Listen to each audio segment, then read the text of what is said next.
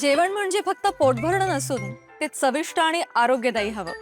म्हणूनच साई जीवन cold pressed oil बनवलंय सर्वोत्तम शेंगदाण्यांपासून.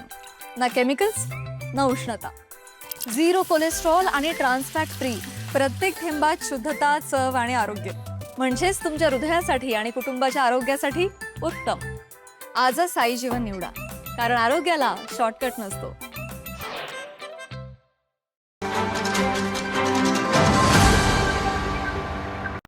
समोर खाली घ्या म्हणजे ते अशी एक तक्रार रंगकर्मींची आहे आज. अरे खाली घ्या की खाली घ्या. काय आपण खाली घ्या की पाचशे राहतोय खाली घ्या. देशात राहतोय, तर फक्त इथेच तारीख पे तारीख नाही, कोर्टातच तारीख पे तारीख होती आहे.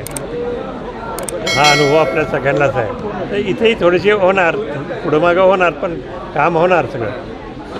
पण आता 30 जूनचा अल्टिमेटमला 30 जूनपर्यंत काम करतो अशा पद्धतीची ग्वाही दिलेली आहे संबंधित काम करणाऱ्यांनी. वाटते काय काम 30 जूनपर्यंत करतो म्हणतायत ना. आता आपण काय स्वतः कॉन्ट्रॅक्टर नाही किंवा एक्सपर्ट नाही याच्यातले बांधकामातले, तर त्यांनी जो शब्द दिला आहे त्याच्यावर आपण अवलंबून निश्चित राहणार. पण ह्या आधी देखील 1 तारखेची त्यांनी तारीख सांगितली. तेच सांगितलं ना, तारीख पे तारीख इथं प्रथाच आहे. आणखी एक प्रश्न म्हणजे काल ज्या पद्धतीनं आमदार संजय गायकवाड यांनी ज्या पद्धतीनं इथल्या प्रकाशकाला धमकी दिली, कसं बघता या, कारण लोकप्रतिनिधी आहे अशा पद्धतीची भाषा आपण देखील पाहिलं असेल, वाचलं असेल. जनता ते काही सहन करणार नाही आणि कोणाच्याबद्दल काय बोलायचं ते त्यांना समजायला पाहिजे.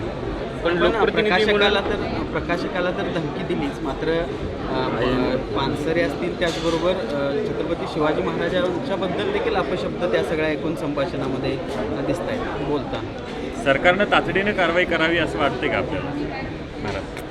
आता जी काय कारवाई शासनाला योग्य वाटते त्यांना लवकर विचार केलाच पाहिजे त्यांनी.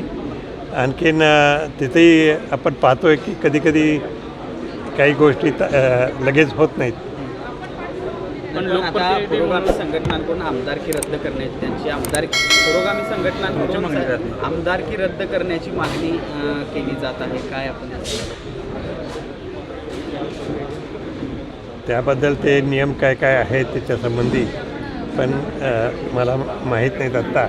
परंतु ज्या तऱ्हेने त्यांनी वक्तव्य करायला लागले ते बिलकुल योग्य नाही.